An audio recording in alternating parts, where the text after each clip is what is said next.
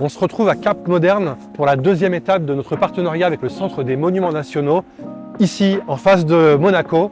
Allez, c'est parti, on scanne.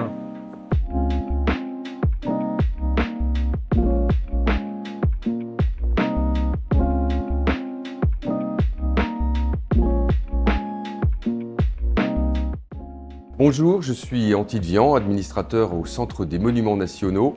Moi, je suis plus particulièrement chargé des monuments des Alpes-Maritimes, dont l'ensemble Cap Moderne.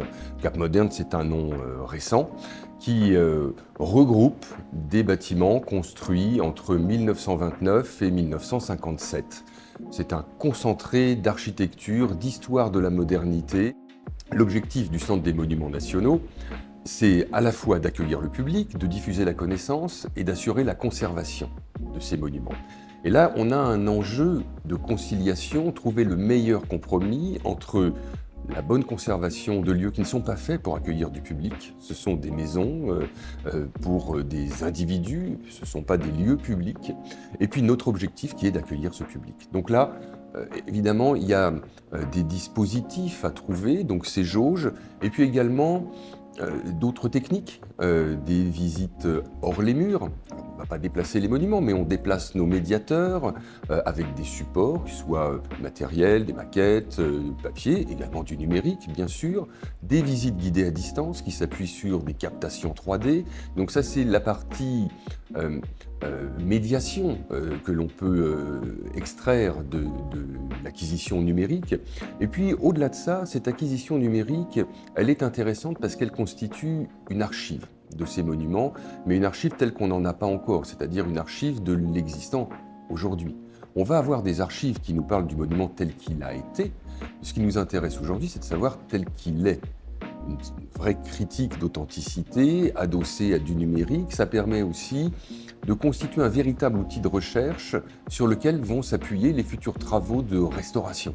Parce que des monuments comme ça ne sont pas éternels si on ne les entretient pas, ils se détériorent, et il faut connaître exactement leur état et éventuellement leur pathologie pour pouvoir les traiter dans la durée. Donc voilà, cette acquisition numérique, pour nous, elle a vraiment un éventail d'usages très large.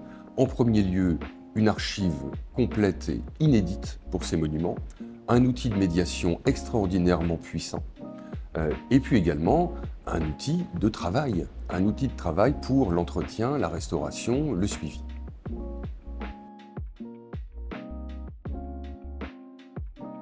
Dans le cadre de notre mécénat avec le Centre des Monuments Nationaux, nous avons été amenés à numériser entièrement le site du Cap Moderne et du cabanon du Corbusier sur la Côte d'Azur. Pour ce faire, on a utilisé un RTC 360 de Leica, notamment parce qu'il y avait beaucoup d'extérieur et beaucoup de végétation. Donc on avait besoin d'un appareil justement qui est capable de gérer ce genre d'environnement. Le Cap Moderne est un endroit un petit peu complexe à numériser, vu qu'il y a en fait différents bâtiments qui sont dispatchés au milieu de la végétation, avec beaucoup de dénivelé et une descente vers la mer. Il a donc fallu réfléchir à comment on allait faire ces relevés, quelles étaient les difficultés. Il y a aussi certains passages étriqués, des petits escaliers un peu fins. Ça a nécessité en tout 66 stations pour être totalement numérisé, en comptant les intérieurs du cabanon et du restaurant. Ce cabanon a été très intéressant de par sa nature historique. Il y avait notamment de magnifiques volets en diptyque, donc on a essayé de les capter du mieux possible avec des vues volets ouverts et d'autres vues volets fermés.